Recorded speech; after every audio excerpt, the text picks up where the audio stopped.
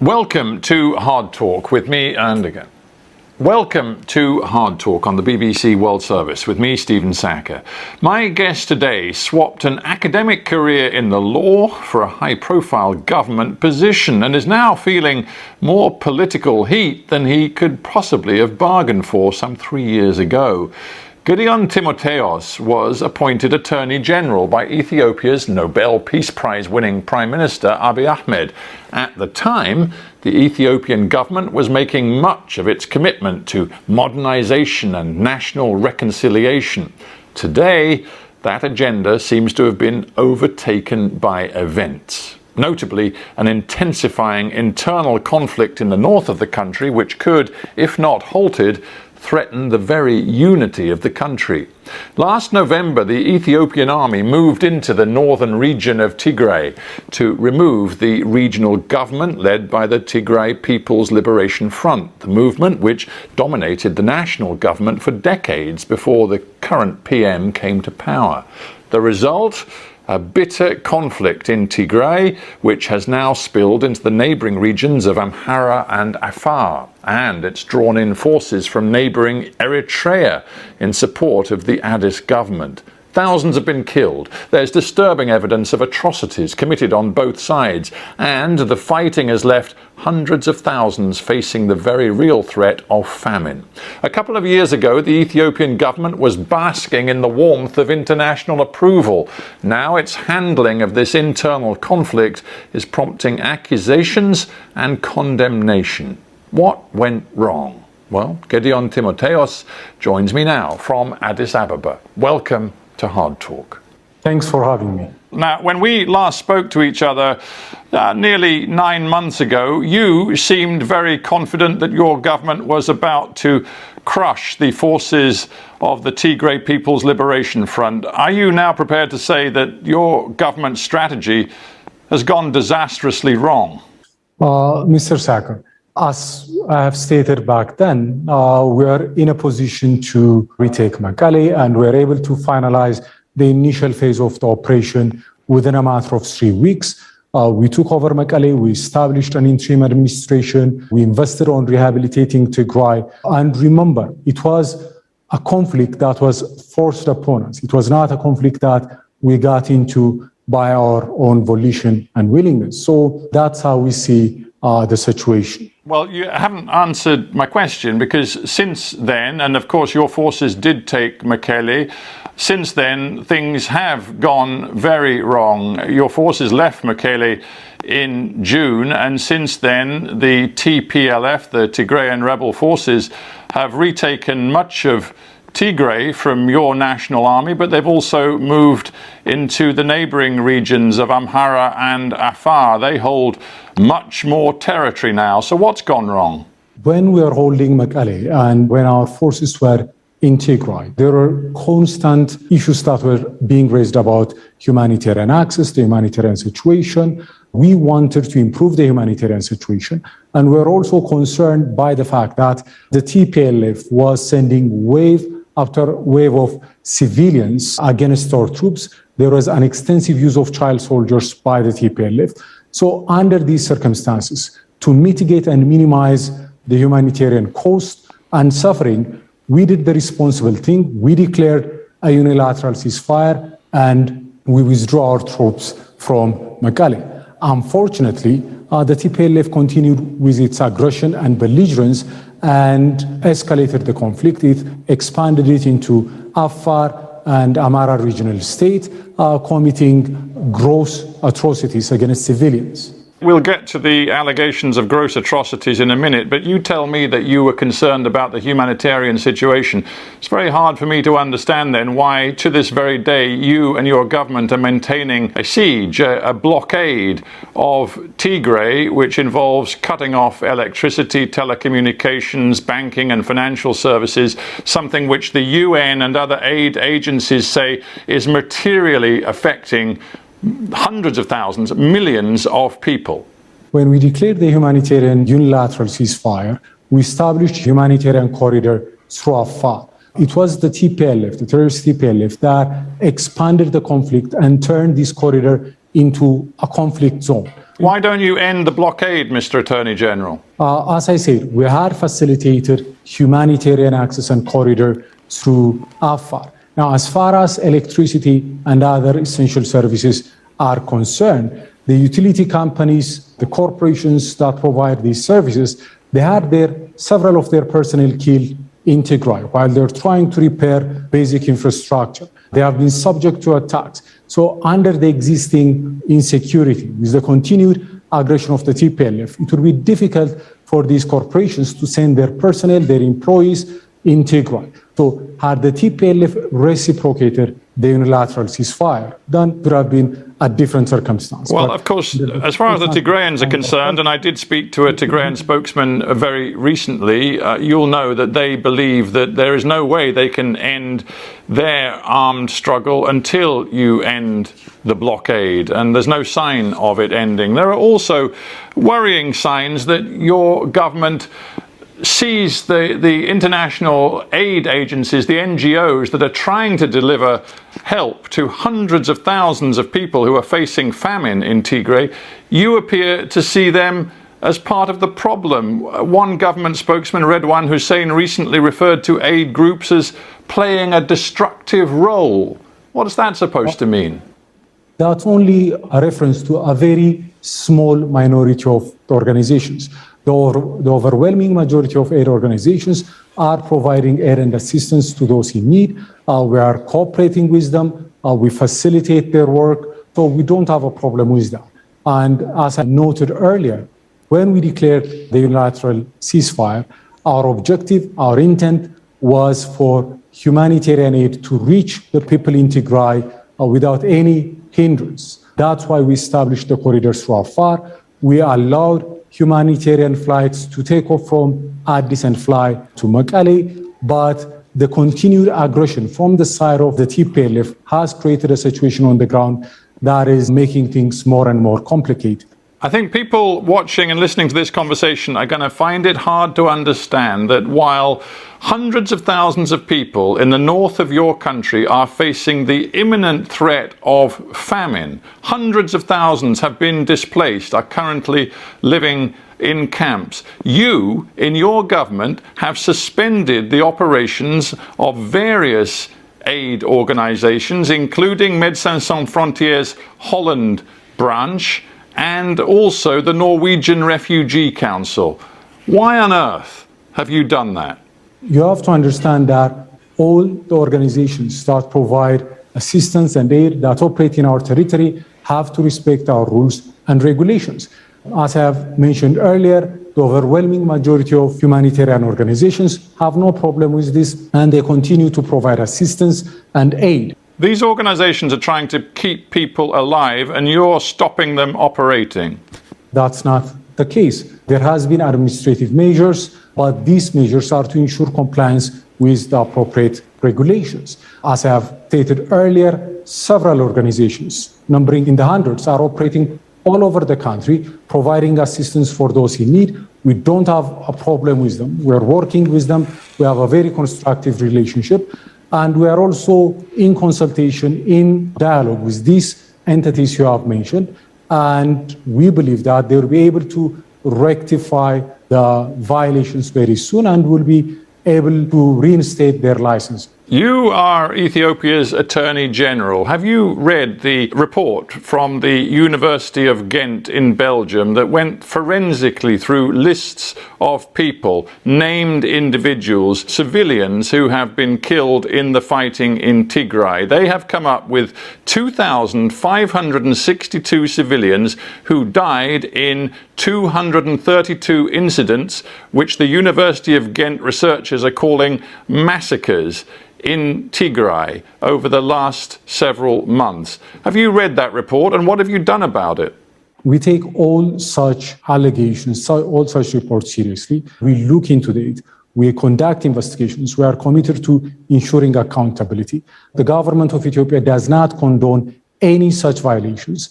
And as we have tried to communicate to the public at large previously, we have conducted several investigations. There are additional investigations that are underway, both through the civilian and military tracks. And whenever we identify perpetrators, to the extent we find these kind of reports credible, we take measures to ensure accountability. Amnesty International have released a report this month, again using more than 60 testimonies from eyewitnesses, which they say provides overwhelming evidence of systematic sexual abuse, rape, and other terrible forms of sexual abuse carried out by Ethiopian army forces in Tigray since the beginning of this conflict. When you talk about justice and accountability, what have you done about that? We are conducting and we have conducted investigations. We have several of our own soldiers responsible. Many have been court-martialed. There are ongoing investigations. These are things we take seriously. We don't condone this kind of behavior. We don't tolerate this kind of human rights violations. But I must also point out that some of these reports you have mentioned, there is a tendency to sensationalize. There is a tendency to draw very sweeping conclusions that are not supported by the extent and scope of the investigation. Some of them have also adapted methodologies that we think are rather flawed.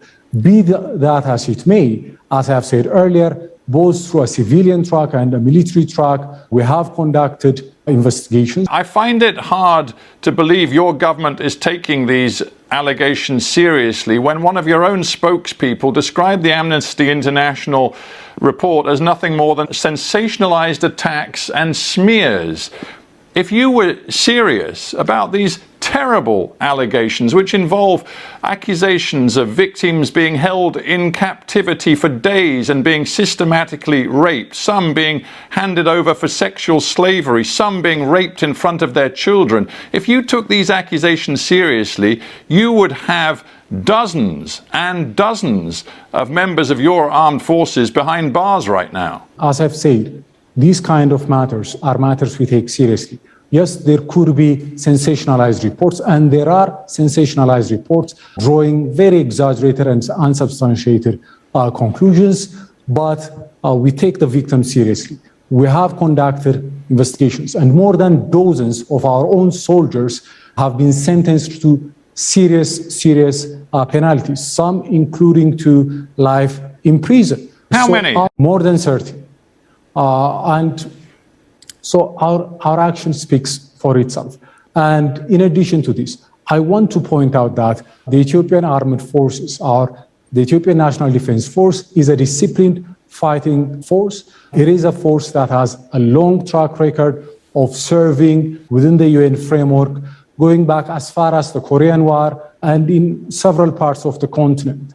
Its reputation for discipline, for integrity, is there for all to see. I'm sorry, Mr. Attorney General, but if you're telling me more than 30 soldiers have been convicted of the most serious sexual crimes in the course of this conflict over the last few months, there is clearly something much deeper going on. How many senior commanders of the Ethiopian military have been fired and held to account for what their men are doing? Because this isn't just a one-off, this is systematic. If you read the Amnesty International report, that is quite plain. We don't agree with their conclusion that this was systematic. They have conducted their report, their investigation remotely. They have relied on what they call community workers. We are very skeptical of who those community workers might be. We conduct our investigations on the ground. And as far as accountability is concerned, our commitment, our seriousness has also been demonstrated by the fact that we have allowed the UN High Commission for Human Rights to conduct a joint investigation with the Ethiopian Human Rights Commission. Only a government that is transparent, that is committed to the highest standards and values, would permit this kind of scrutiny. Attorney General, you're right to point to this joint investigation, and the UN Human Rights Commissioner is involved. She says she takes the Amnesty International report very seriously, but there's another very profound problem here. You're the Attorney General of Ethiopia. Some of these allegations of the most extreme sexual violence come as allegations directed to Eritrean troops operating at the invitation of your government on your territory. You have no ability to deliver justice and accountability for the crimes committed by Eritrean troops, do you? Regardless of who the perpetrators might be, our responsibility and our position is that we conduct investigations, we establish the facts. If there are individuals who are beyond our jurisdiction, there are established protocols and procedures to seek international legal cooperation, to work in collaboration with the authorities that have jurisdiction in neighboring countries. So this is a process that is underway. We work with neighboring countries on these kind of issues. So I think it's too early to jump to conclusions. And I would say that based on our actions and our conduct so far, our commitment to accountability is very clear. I must also point out that we are rather disappointed and a bit dismayed by the fact that several atrocities that are being committed by the terrorist TPLF against civilians, including children, is not being denounced, it's not being looked into by international human rights organizations. If you had watched my interview with the spokesman for the TPLF, you will know that I went into great detail. I would like to acknowledge that, and I do recognize that. Thank you. It's important that we challenge both sides in this conflict. Let's get back to your side. Let's get back to the language being used by your own Prime Minister, Abiy Ahmed, who just last month used these words to describe the Tigray People's Liberation Front. He described them as a cancer, as weeds, as a disease. He said that these weeds will be removed from our country. As Attorney General, in a climate where there are accusations of ethnic cleansing, war crimes, crimes against humanity, what do you think of the language being used by your own Prime Minister? The statement issued by the Office of the Prime Minister was referring to a terrorist organization. There have been instances in the past in which notable world leaders have used similar language to refer to terrorist organizations like ISIS. Given the pain and agony that the TPLF is causing to the people of Ethiopia, not just the recent massacres and atrocities it has committed, but what has transpired over the past 3 decades, that is a sentiment that most Ethiopians share. The problem is that what we see happening in the country is that, for example, in Addis Ababa, it's quite plain over the last couple of months, hundreds of ethnic Tigrayan people have been rounded up and detained by your security forces. We see, in reaction, the American USAID chief, Samantha Power, saying dehumanizing rhetoric hardens tensions and can historically accompany ethnically motivated atrocities. Do you understand why the international community is increasingly concerned by what they see and hear coming from your government? The TPLF has legitimately been designated as a terrorist organization by our parliament. Anyone who supports, provide material assistance or sponsors this kind of organization would have to be held accountable. The TPLF happens to be an organization organized along ethnic lines, so most of its supporters, most of its operatives or financiers happen to be, not all of them, but most of them happen to be from one ethnic group. So sometimes some outsiders might not understand this context, this situation, and the challenge we face. So I understand where they are coming from, but they also have to understand the environment within which we are operating. What do you think are the prospects for the continued unity of your country? The leader of the TPLF said not long ago, Mr. Gebremikael, he said, trust has broken completely. And if they don't want us, referring to you in the Addis government, if they don't want us, why should we stay? There is a real risk of your country falling apart, isn't there? It's not falling apart. You have to remember, this is a very ancient and very resilient nation. We have overcome all sorts of challenge in our long history when we come united, when we are determined. And I believe we are there is a determination and resolve to neutralize the threat we face from the TPLF, we can overcome this challenge. The TPLF seems to be intent on either destroying Ethiopia.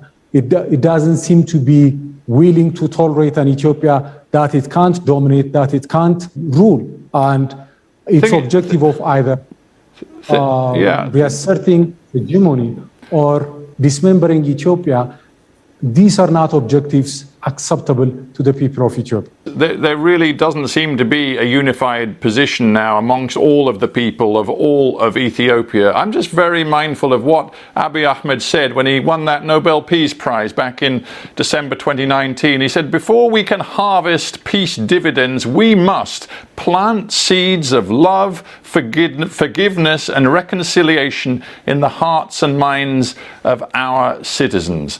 Very far from love, forgiveness and reconciliation, your government right now seems intent on crushing the Tigrayan rebels, eliminating the so-called cancer, and that doesn't sound like love, reconciliation and forgiveness. We have practiced forgiveness, we have practiced reconciliation. When the new administration came to power, the sins and transgressions of the TPLF were forgiven. The TPLF was given an opportunity to be part of the body politic of the Ethiopian state, despite the gross and systematic human rights violations and misrule.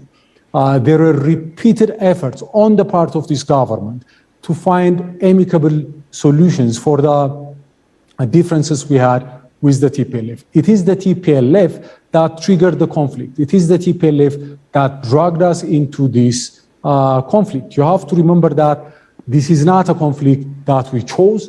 It is a conflict that has been imposed upon us when the TPLF attacked the Northern Command. But there is no military solution, is there, Mr. Attorney General? In the end, this will have to be resolved through dialogue and compromise. And right now, your government isn't talking the language of dialogue and compromise. When we declared a unilateral ceasefire, we're giving peace a chance. I'm sorry, your Prime Minister just told the nation that all able-bodied civilians should join the fight to crush the Tigrayan rebels. That's not a ceasefire. When we declared the unilateral ceasefire, the TPLF, instead of reciprocating that unilateral ceasefire, expanded the conflict. It went on the offensive into Afar, into the Amara regional state. It displaced hundreds of thousands. It killed hundreds of civilians. Under these circumstances, what are we expected to do? The TPLF, as a terrorist organization, with its continued belligerence and aggression, made the ceasefire untenable. Under these circumstances, we have a right and responsibility to defend our population, and that's what we're doing. Gedion, Timotiwos, we have to end there, but I thank you very much indeed for joining me from Addis Ababa.